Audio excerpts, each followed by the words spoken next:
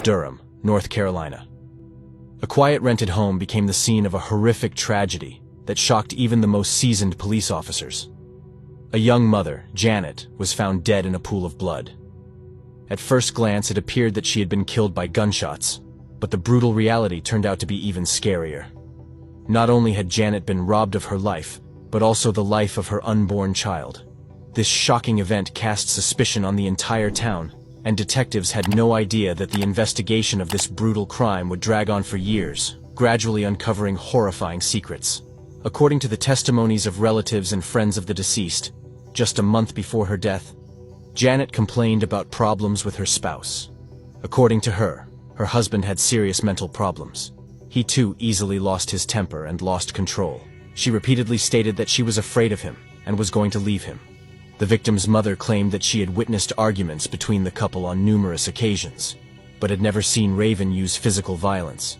When contacted by police officers, Raven admitted that they had had arguments on several occasions, but adamantly denied guilt. During opening statements at trial, the defense emphasized to the jury that investigators initially focused all of their attention on the evidence of Raven's guilt. They did not pursue other likely suspects and ignored several pieces of evidence at once. First, a stranger's fingerprint was found on the office closet that did not belong to either the crime victim or her spouse. Second, a bloodstain was found on the front door, the DNA of which also did not match these people. The third important piece of missed evidence was a shoe print that the likely perpetrator left when he stepped on the victim's blood. It was near the body. The prosecution based its tactics on the fact that the victim's spouse was manipulative, violent, and suffered from extreme mood swings. One of the victim's friends said she suspected he had a mental disorder.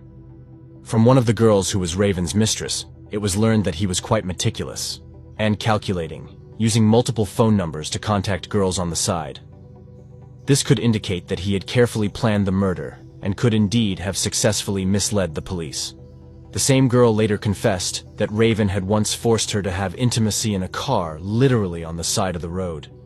He behaved quite aggressively, so the mistress had to comply. She even left a strand of her hair in the car in case something happened to her. All of this had to have a good reason.